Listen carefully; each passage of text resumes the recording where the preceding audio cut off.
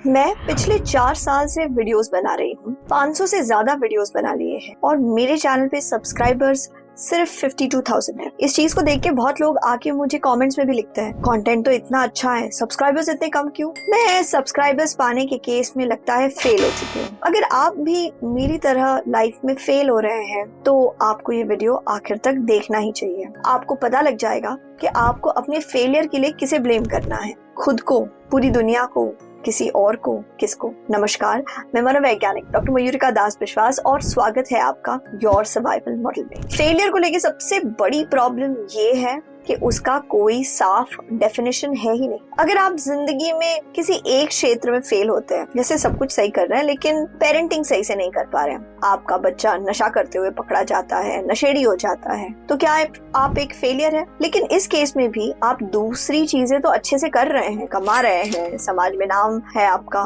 तो दूसरा अच्छा करने के बावजूद एक चीज की वजह से आप फेलियर हो जाएंगे। अगर आप एक ही चीज में और महत्वपूर्ण चीज में बार बार कोशिश करने के बावजूद फेल होते गए तो क्या आप एक फेलियर हैं?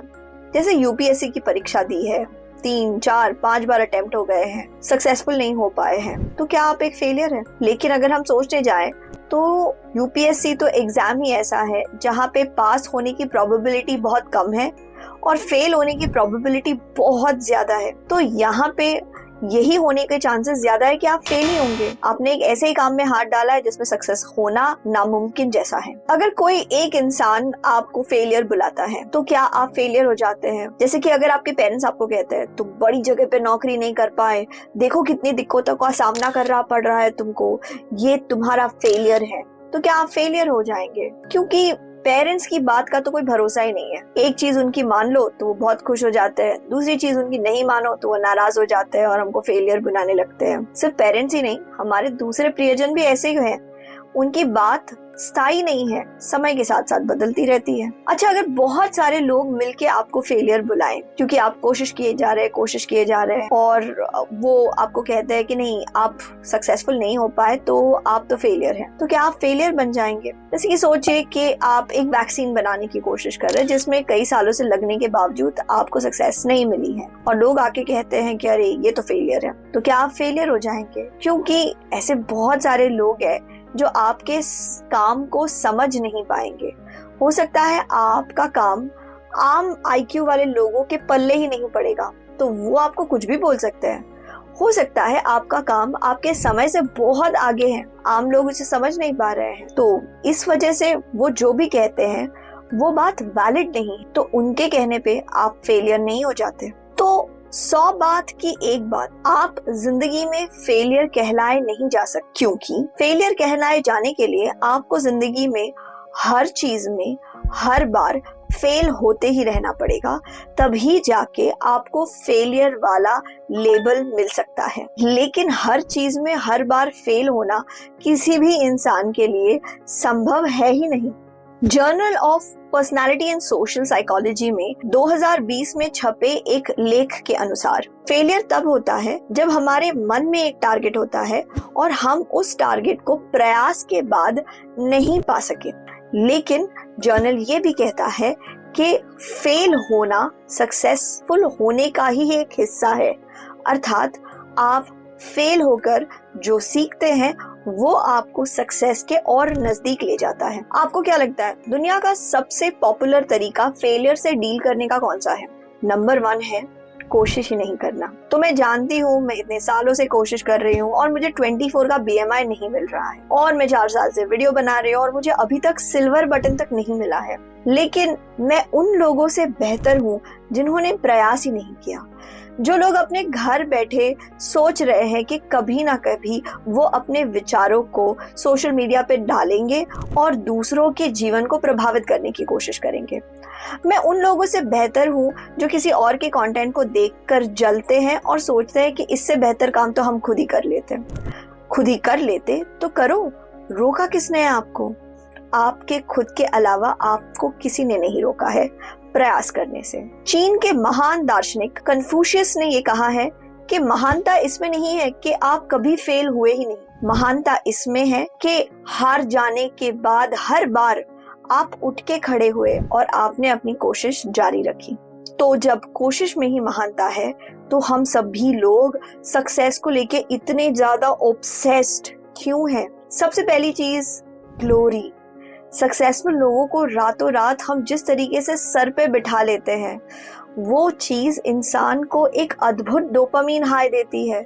उस चीज को देखकर भी देखने वाले को भी लगता है कि ओ माय गॉड, मुझे भी यहाँ पे होना है, मुझे भी इसी तरीके की ग्लोरी चाहिए। भले वो ग्लोरी परमानेंट ना हो, लेकिन हर कोई उस तरीके की ग्लोरी को पाना चाहता है। दूसरी चीज, जो लोग हार जाते हैं उनको जो डिसरिस्पेक्ट मिलती है, उनका अब जो अपमान होता है, वो बहुत पीड़ादायक है। अपमान का दर्द इतना ही ज्यादा सिवियर होता है जितना कि सच में शरीर में होने वाला कोई दर्द। ये मेंटल दर्द इज इक्वल टू फिजिकल दर्द। लोग सोचते हैं कि जब वो सक्सेसफुल हो जाएंगे तब उन्हें मिल जाएगी एक आइडेंटिटी, वरना हमारे में और बाजू वाले इंसान में क्या ही फर्क है? 2 हाथ, 2 पैर, 2 नाक, 2 कान, हम सब एक ही जैसे तो हैं। हम अलग हैं, हमारी एक आइडेंटिटी है। ये तभी पता लगेगा जब हम किसी एक चीज में सक्सेसफुल होते हैं। वो सक्सेस ही हमें एक आइडेंटिटी देती है। और आखिरी रीजन है, जो लोग सक्सेसफुल होते हैं उन्हें हमेशा एक आसन मिलता है। अब आप ही सोचिए, आप अपने दोस्तों के साथ बैठे हैं और अचानक वहाँ पे आपका एक ऐसा दोस्त आ जाता है जिसने यूपीएससी क्रैक कर लिया है। आप सभी लोग खुश हो जाएंगे। बैठने की जगह भी नहीं हो तो भी आप में से एक जन उठ जाएगा, बोलेगा अरे आओ यार दोस्त बैठो, कैसे हो, क्या हाल चाल है, क्या कर रहे हो। सक्सेसफुल लोगों को हमेशा एक आसन मिलता है, अर्थात उनको मिलती है एक्सेप्टेंस। हम सभी लोग एक्सेप्टेंस के भूखे हैं। हम चाहते हैं कि हमें एक जगह मिले समाज में, हमारे ग्रुप में, हमें लोग पसंद नहीं करे और हमें लोग तिरस्कार नहीं करे। जर्नल ऑफ कंज्यूमर रिसर्च के 2022 में छपे एक लेख के अनुसार समाज हमारे दिमाग के अंदर सक्सेस को लेके एक ऑब्सेशन तैयार करता है। धीरे धीरे धीरे ये ऑब्सेशन इतना ज्यादा तीव्र हो जाता है कि बाद में इसके वजह से बहुत ज्यादा स्ट्रेस होता है और उन स्ट्रेस से बीमारियां भी हो सकती हैं। तो चलिए पहले सवाल पे फिर से चलते हैं कि आप जो फेल हो रहे हैं उसके पीछे मेन कारण क्या है? आप खुद, आपकी अपब्रिंगिंग या हमारा सिस्टम? अगर आपको लगता है कि हमारे फेलियर के पीछे कहीं कहीं हमारे पेरेंट्स जिम्मेदार हैं, तो फिर आप थोड़े थोड़े सही भी हैं, क्योंकि Harvard school of graduate education के अनुसार जब पेरेंट्स अपने बच्चों के प्रति बहुत ज्यादा क्रिटिकल होते हैं, यानी कि छोटी छोटी चीजों पे बहुत बुराई करते हैं और बच्चे को सही से सपोर्ट नहीं देते, ऐसे बच्चों के लिए जिंदगी में सक्सेसफुल होना मुश्किल हो जाता है। अगर आपको लगता है कि आप सक्सेसफुल नहीं हो पा रहे हैं क्योंकि उसमें सिस्टम का दोष है, कहीं पे वो बात भी थोड़ी थोड़ी सच है, क्योंकि वर्ल्ड बैंक के अनुसार जिन जिन समाजों में बहुत ज्यादा फर्क होता है अमीरों में और गरीबों में, अमीर और गरीब के बीच की खाई बहुत ज्यादा है, वहाँ पे गरीबों के लिए सक्सेसफुल होना सच में काफी मुश्किल हो जाता है। उनके लिए सही पथ पे चल के सक्सेसफुल होना, रेगुलर मेहनत करके सक्सेसफुल होना काफी दिक्कतदायक हो जाता है। ऐसे समाजों में लोगों को सक्सेसफुल होने के लिए रूल तोड़ने पड़ते हैं, डेंजरस रिस्क लेने पड़ते हैं, दूसरों के भले के बारे में सोचना बंद और खुद के ही भले के बारे में सोचने के ऊपर ज्यादा फोकस लाना पड़ता है, अर्थात स्वार्थी बन जाना पड़ता है। अगर आप सोचते हैं कि आपके फेलियर के लिए आप खुद ही जिम्मेदार हैं, तो ये थोड़ी थोड़ी अच्छी बात भी है, क्योंकि जर्नल ऑफ अप्लाइड साइकोलॉजी के हिसाब से जो लोग अपने फेलियर का जिम्मेदारी खुद ले लेते हैं,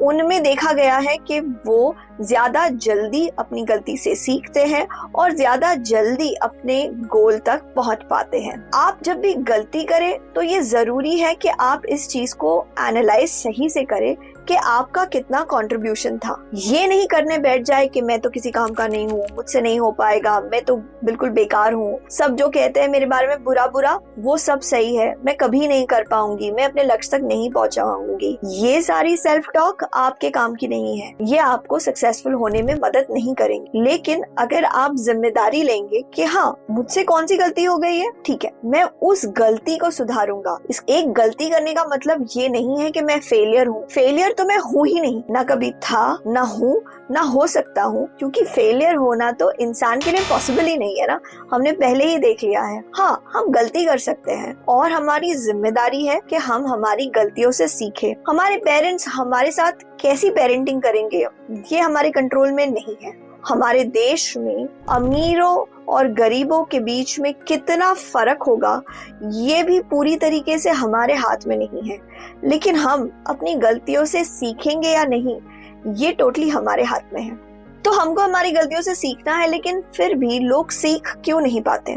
तो अगर सक्सेस के लिए असल में फेलियर बहुत ज्यादा जरूरी है और वो सक्सेस का ही एक हिस्सा है, तो हमारे फेलियर को लेकर इतने गलत विचार क्यों हैं? हमारी सोच की गड़बड़ी की वजह से। पहली सोच की गड़बड़ी है फंडामेंटल एट्रीब्यूशन बायस। फंडामेंटल एट्रीब्यूशन बायस में ये देखा गया है कि जब इंसान खुद कोई गलती करता है तब ज्यादातर वो सोचता है कि उसकी गलती इस वजह से हुई है क्योंकि उसके सिचुएशंस ही कुछ ऐसे थे कि उससे गलती हो गई। उसके सिचुएशंस ही ऐसे थे कि वो जीत नहीं पाया, सही जूते नहीं थे, सही कोच नहीं था, सही दिन नहीं था, ग्रह नक्षत्र सही नहीं थे, इसी वजह से मैं रेस नहीं जीत पाया। लेकिन वही चीज जब किसी और के साथ होती है, जब कोई और गलती करता है, तब हम ये नहीं देखते कि उसकी परिस्थिति क्या थी। हम यही सोचते हैं कि उसने जो भी गलती की है ये उसी का दोष है। तो जब हमारे देश का कोई खिलाड़ी ओलंपिक्स में गोल्ड नहीं जीत पाता, सिल्वर पर ही रह जाता है,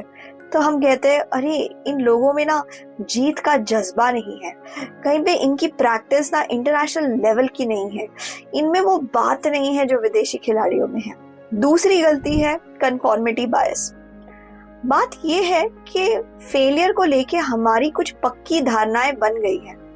कुछ लोग ऐसे हैं जो मानते हैं कि वो फेल इसीलिए हो रहे हैं क्योंकि वो है ही ऐसे जो जीत नहीं सकते, तो फिर भले वो जिंदगी में कितना भी अच्छा करेंगे, बात बस वो उन्हीं इंसिडेंसेस के याद रखेंगे जहां पे उनकी गलती की वजह से वो फेल हो गए।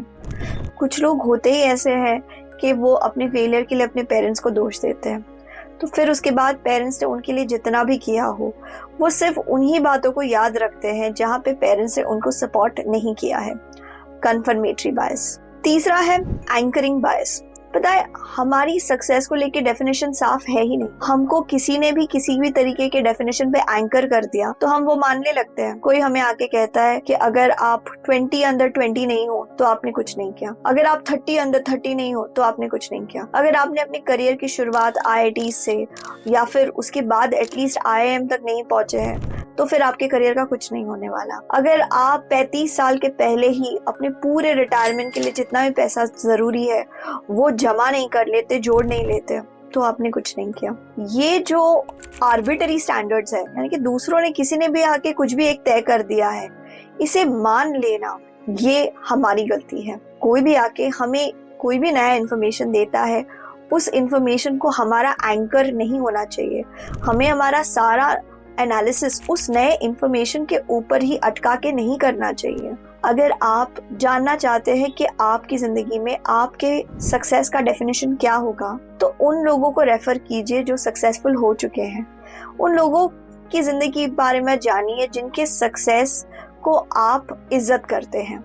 आप देखेंगे कि ऐसे बहुत सारे लोग हैं जो प्रभावशाली सक्सेसफुल काम तब कर पाते हैं जब वो सालों साल तक किसी काम में लगे रहते हैं और अच्छा काम करते रहते हैं। जैसे हमारे देश के कैलाश सत्यार्थी, उन्होंने सालों साल किसी पुरस्कार के लालच में नहीं, बस अपने मिशन में लगे रहने के लिए बच्चों को बचाया है, जिस चीज की वजह से उनको कई बार भयानक परिस्थितियों का सामना करना पड़ा, जानलेवा उनके ऊपर हमले हुए, लेकिन फिर भी वो लगे रहे, किसी पुरस्कार के लिए नहीं, सक्सेसफुल होने के लिए नहीं। एक चीज जो हमें हमारे फेलियर से सीखने से रोकती है वो है संक कॉस्ट बायस। देखिए, अगर आप एक चीज किए जा रहे हैं और उसमें आपको सक्सेस नहीं मिल रही है, तो शायद समय है कि आप अपने गोल को बदलो, या कम से कम अपने स्ट्रैटेजी को तो बदलो। आप UPSC के एग्जाम दिए जा रहे हैं और आपको सक्सेस नहीं मिल रही है, तो गोल को बदलो, स्टेट लेवल के एग्जाम दे दो, कोई और एग्जाम दे दो, एग्जाम दे के देखो कि कहीं और आपको सक्सेस मिलती है कि नहीं। अपनी स्ट्रैटेजी बदल के देखो, अपना कोचिंग क्लास बदल के देखो, पढ़ने का तरीका बदल के देखो। लेकिन होता ये है, लोग सम कॉस्ट बायस में फंस जाते हैं। उन्होंने इतना ज्यादा समय, इतना ज्यादा रिसोर्स और एनर्जी एक पर्टिकुलर काम में लगा दिया है, एक पर्टिकुलर तरीके में लगा दिया है कि उनका अटैचमेंट हो जाता है उस तरीके से। वो भूल जाते हैं कि उनका लक्ष्य कुछ और है, उन्हें अपने लक्ष्य तक पहुंचना है। वो इस बात पे जोर देने लगते हैं कि उनका मेथड सक्सेसफुल होना चाहिए। जैसे कि कई लोगों के लिए ये लक्ष्य होगा कि उनके जीवन में उन्हें पारिवारिक सुख मिलना चाहिए। अगर वो अपने दिमाग में ये बात तय कर ली कि पारिवारिक सुख उनको तभी मिलेगा जब पति ज्यादा कमाता हो और पत्नी घर का ख्याल रखती हो। अगर उन्होंने इस चीज के ऊपर बहुत ज्यादा एनर्जी डाल दी है, रिसोर्स डाल दिया है, समय डाल दिया है, अब वो लड़ते रहेंगे, झगड़ते रहेंगे,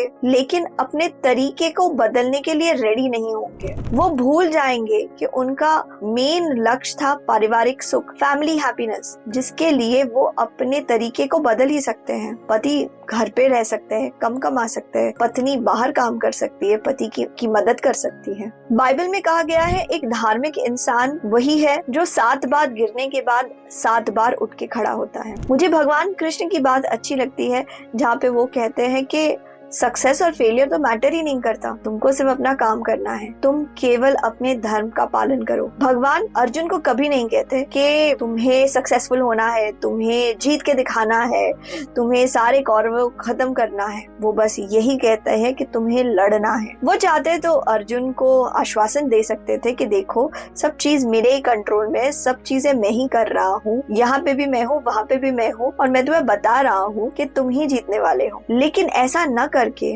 वो अर्जुन को यही कहते हैं कि मैं तुम्हारे साथ हूँ, तुम्हारे लिए ये काम करना जरूरी है, तो बस इस काम को करो, सक्सेस और फेलियर के बारे में मत सोचो। जब हम सक्सेस और फेलियर के बारे में नहीं करते, बल्कि हमारे काम को बेहतरीन और बेहतरीन और बेहतरीन बनाते जाते हैं, तो उसमें अपार सुख है। जब मैं अपने पहले वीडियोस देखती हूँ और अभी के वीडियोस देखती हूँ और देखती हूँ किस तरीके से वीडियोस में सुधार आया है, उसे देख के मुझे अपार सुख मिलता है।